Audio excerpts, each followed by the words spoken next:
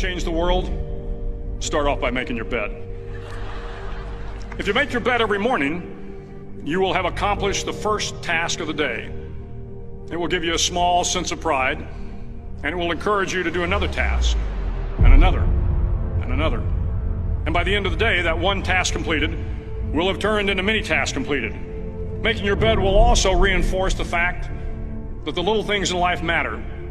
If you can't do the little things right, you'll never be able to do the big things right.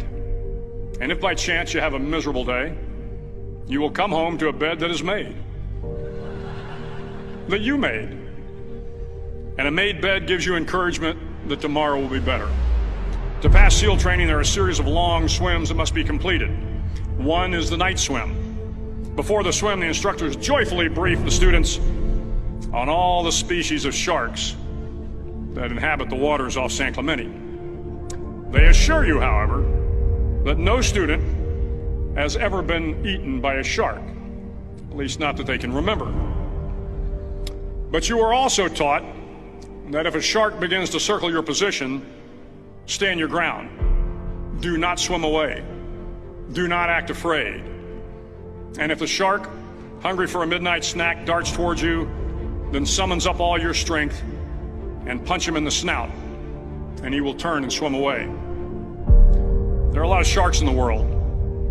If you hope to complete the swim, you will have to deal with them. So if you want to change the world, don't back down from the sharks. Over a few weeks of difficult training, my SEAL class, which started with 150 men, was down to just 42. There were now 6 boat crews of 7 men each. I was in the boat with the tall guys, but the best boat crew we had was made up of the little guys, the Munchkin crew, we called them. No one was over 5'5".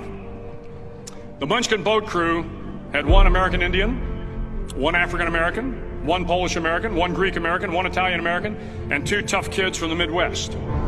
They out-paddled, outran, and outswam all the other boat crews.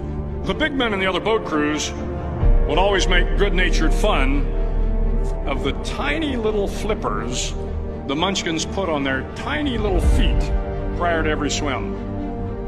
But somehow these little guys from every corner of the nation and the world always had the last laugh, swimming faster than everyone and reaching the shore long before the rest of us. SEAL training was a great equalizer. Nothing mattered but your will to succeed, not your color, not your ethnic background, not your education, not your social status. If you want to change the world, measure a person by the size of their heart, not by the size of their flippers.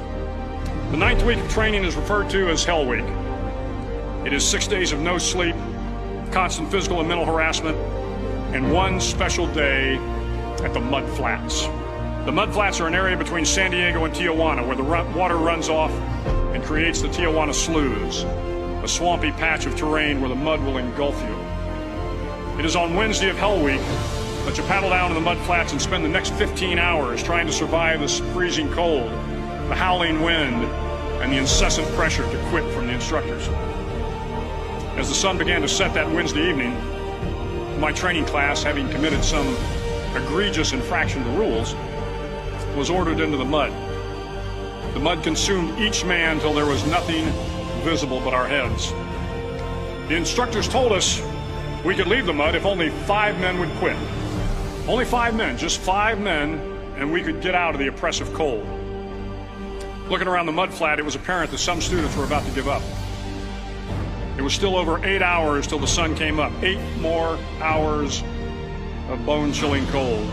The chattering teeth and the shivering moans of the trainees were so loud, it was hard to hear anything. And then one voice began to echo through the night. One voice raised in song.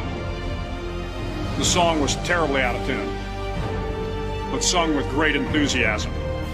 One voice became 2, and 2 became 3, and before long, everyone in the class was singing. The instructors threatened us with more time in the mud if we kept up the singing, but the singing persisted, and somehow the mud seemed a little warmer, and the wind a little tamer, and the dawn not so far away.